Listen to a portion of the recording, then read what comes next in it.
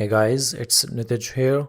In today's video, we will build a user feedback submission form using React, Google Cloud serverless functions, and Firestore as a database. This is a pretty cool blend of front-end and serverless technologies. So let's get started with building our project.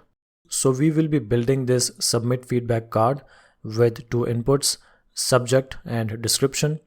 So when I will enter the values for subject and description, and then when I will press submit feedback, then the feedback is going to be submitted and saved to our Cloud Firestore. When the feedback will be submitted successfully, then we will see a message like this. And to verify if the feedback has been submitted for the logged in user or not, we can simply check out our Firebase project and then go to the Firestore database. And I'm just going to refresh this page to see if a new collection has been added. So here is the feedback which we just submitted. Now let's see how we can create this feedback submission form. So we will be using React and Tailwind CSS for the front end. For our backend, we will utilize Google Cloud's serverless functions, which allow us to run our backend code without managing any kind of server infrastructure. And for storing our feedback data, we are using Google Cloud Firestore, which is a flexible, scalable database for mobile, web, and server development. Now for this video, I'm assuming that you already have a basic knowledge of how to set up a new Firebase project and how to get started with authentication functions and Firestore database. For that reason, I am starting with a template which already has Firebase authentication and Firebase functions set up. I have also created a couple of videos on this topic, and I will share the links of those videos in the description, so that if you first want to know how to get started with Firebase serverless functions, then you can just check out those videos and then come back later to this video to create this feedback submission form.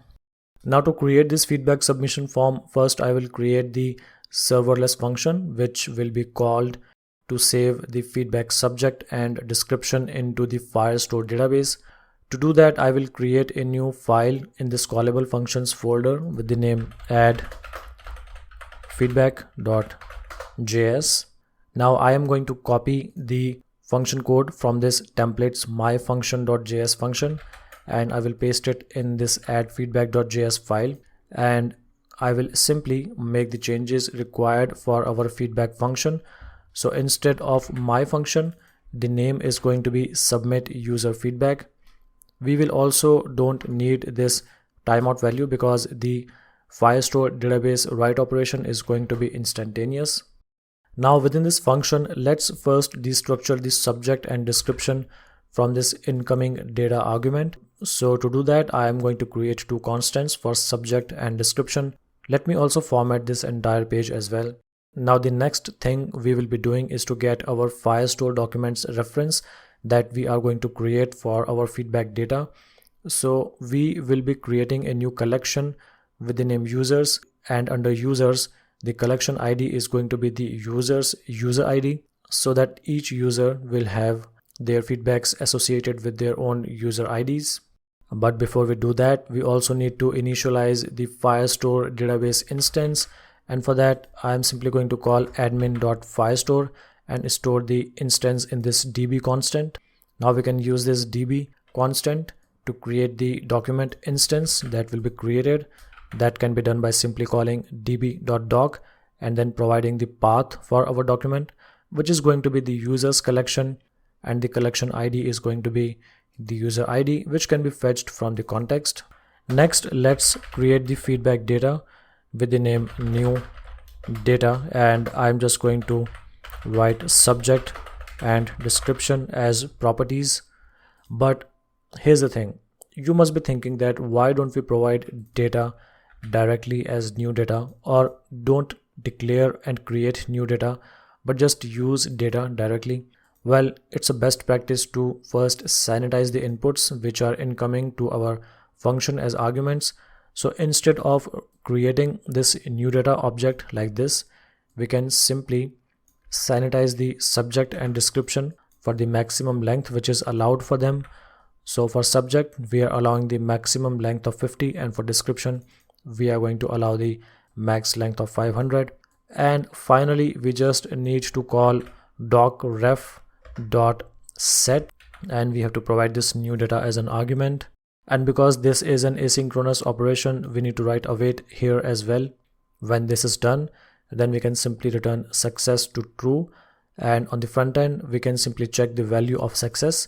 If it's true, then we can be sure that the feedback data has been saved in our Firestore database. If there is an error, then we will be catching that error as well. Now the next thing we need to do is to export this add feedback function from the index.js file. For that, I will simply replace this existing const my function export logic with our submit user feedback export logic. Over here, we are simply importing the submit user feedback function from this add feedback module, and then we are exporting it from index.js file as a named export. And with that, our serverless part is finished. Now let's come to our React part, or the front end part. So there is a home component which I'm going to modify. So in this home component, there is already some stuff which is to print the user's display name and the link to call the default function. So I'm just going to remove everything from over here, and I will create a parent div over here which will contain our feedback card and the feedback form. So for the class name of this parent div, I'm gonna provide the value as empty14. So empty14 is a Tailwind utility class, and I'm providing top margin with the value 14 because we need to take into account the height of the header as well, so as to correctly stack our div after the header. Now let's create a new component for our feedback form. So for that, I will create a new folder in this components folder, and let's just name it as feedback card, and I will create a new file over here with the name index.jsx. Now use the shortcut key to create a React arrow function component. So I'm gonna name this component as feedback card. Now the first thing that we are going to do over here is to add a bunch of state values. So these are for the feedback subject, for feedback description, for the error or success message, and for the loading state when we are calling our backend serverless function. After this, let's add the JSX that we are going to return. So for that, I'm going to first remove this feedback card text, and for this parent div, I'm going to add the styling for the feedback card. First, let's add the class name prop. We will add the padding as p4. We will add a border which is rounded with the value of lg. Let's also add a shadow with the size of md or medium. I'm also going to add the overflow hidden class. For normal screens, I will set the max width as md or medium, but for the medium breakpoint or the md breakpoint, I will add the max width as twice of XL size. Now to create the form, first I will add this form element, and inside it I will first provide the class name. Now this form is going to be having a flex layout for its elements and with a gap of y4. Let's now add the inputs for the subject and the description. So we have already added the state values for subject and description along with the setter functions. So I'm just going to add the inputs directly, which are going to be using these state values and the functions. So this input is for the subject, and this input is going to be disabled when loading is true. The value is subject, and on change it is going to call set subject by providing its value as an argument. Similarly for description, again its text area is going to be disabled when we are calling the serverless function. The value is using the description state value, and on change it is going to call set description by providing its text value as the argument. We also need to add a submit button, which when clicked is going to call the backend function by providing the values for subject and description. Again, this button is going to be disabled when loading is true, and the button's visual appearance is also going to reflect that. So if loading is true, then the background color is going to be gray. Otherwise, the background and hover colors are going to be shades of blue.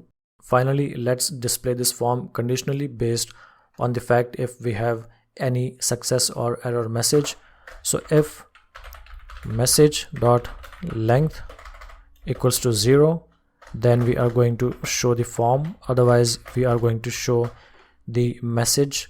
So for message, we can simply show a div with the message expression, so message, and I am going to cut and paste this form from over here and then put it over here for the first part of this if else condition. And now let's also format the document.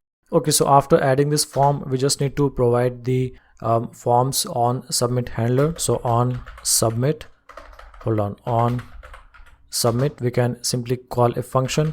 I'm going to call the function as handle submit. Now to create the handle submit function, we can do that by creating an arrow function. So const handle submit equals to a new function.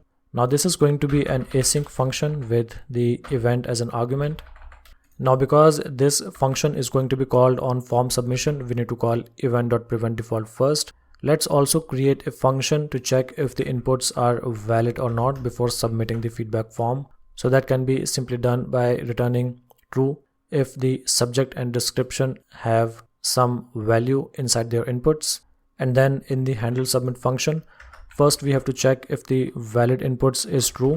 Then we can proceed to call our backend serverless function which we have created. Now to call that function, first we need to import the dependencies for the get functions and HTTPS callable from Firebase functions. So first I'm going to create the instance for our submit user feedback function. This can be done by simply calling HTTPS callable and providing the arguments. The first argument is going to be the instance of all the functions list. So this can be done by calling get functions.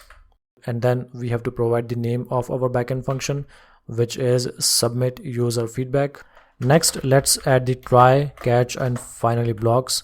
So try, catch, try, catch with the error and then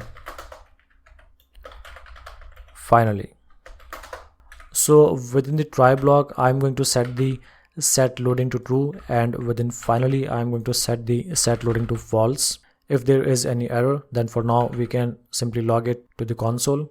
Now let's first create the payload for our backend function, which is going to be the data having the subject and description as properties.